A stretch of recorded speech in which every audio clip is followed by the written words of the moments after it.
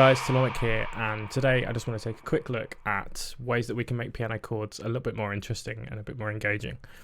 So I've got this break here, which I've just cut up. Oh.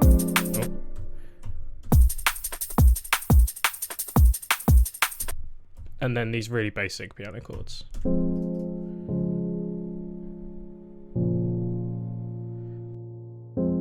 These are just a basic triad. So we've got the first, the third, and the fifth of each chord. And we're just going to look at ways that we can make it sound a little bit better. So there's a few little tricks that I try to do.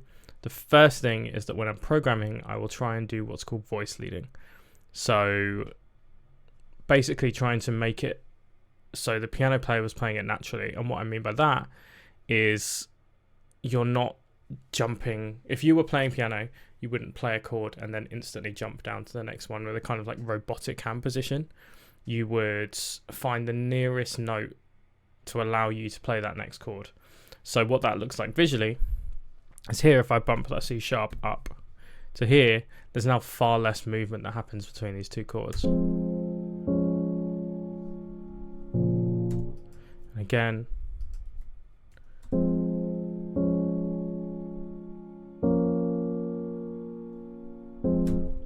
we can then sort of make some adjustments to make this sound a little bit nicer.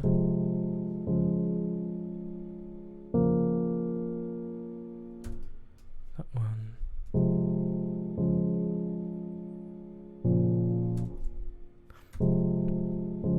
Occasionally I will break that rule if I feel like it sounds better, so I do feel like that A sharp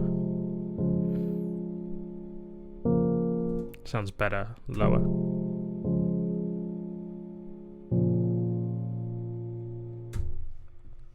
But we've got that F sustaining all the way through, and we've got that C to C sharp movement happening there as well. Cool. Right, so the next thing that I would do, and I think this is probably the most important, is to start adding things like sevenths and ninths. And so if you're unsure of music theory and how chords work, generally when we're working with chords, we will deal with what's called the tonic, or the first of each chord.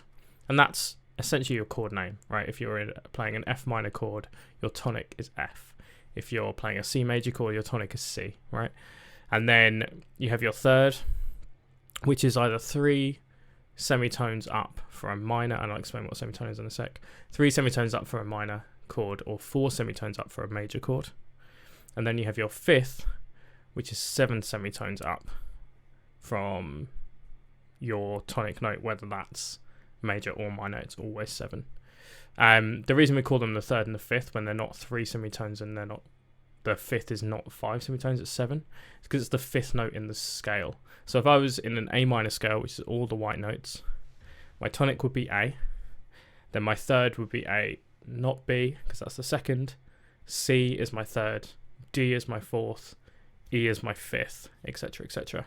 A semitone is just one skip, so one C to C sharp is one semitone, C sharp to D is one semitone, D to D sharp, etc. is one semitone. When we're looking at sevenths, we're looking at the 7th note in the scale. So I'm in F minor here.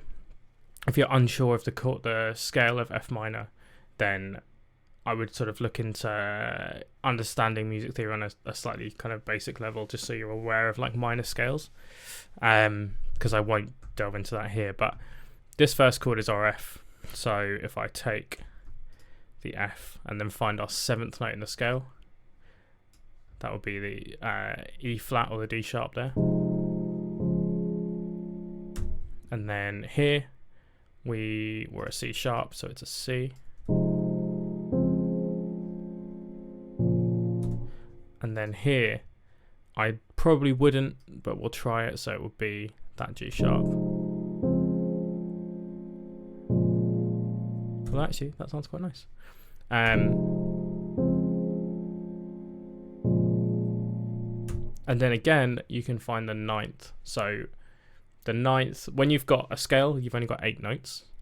The reason we call it a 9th is just, I don't know, everyone calls it a 9th. I assume it's because you usually would put it an octave up, so rather than it being the second note of the scale, it's the 9th.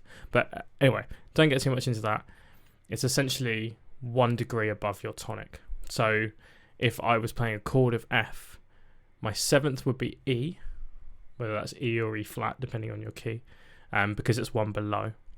And then the 9th would be a G or a G sharp, depending on your scale and your key.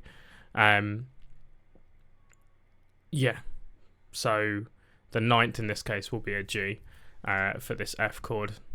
The G sharp is actually an A flat. Don't worry about that. But yeah, we'll add a 9th. Again, if you're unsure about stuff like this, you can like Google. So I don't know, say I'm in the key of F minor, I can look up the scale of F minor, and then if I was like, okay, I'm playing an F minor, what is an F minor 9 chord? And you can look up those notes. The main thing is that you're adding them to add that kind of spice to your tune.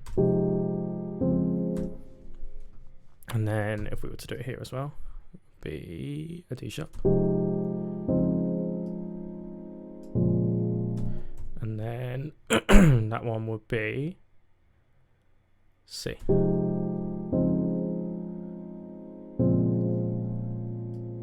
And you can hear it starts adding that like jazzy tone to your chords.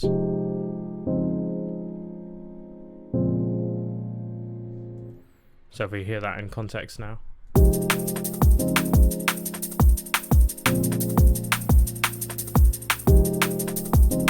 And without those extra notes.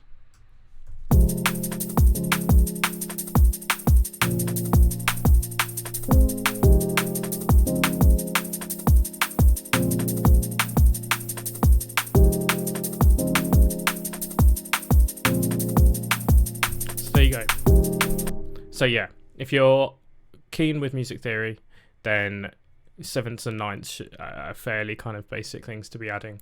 If you are not sure on music theory, Google your key and your scale, and start kind of experimenting with them. 7ths are always quite easy because you know if you're playing a C, then it will be the one note below that, B or B flat, depending. Use your ear if you're not sure as well, like it's obvious if something's out. But yeah, hope that helps. Any questions, let us know, and I'll see you in the next one.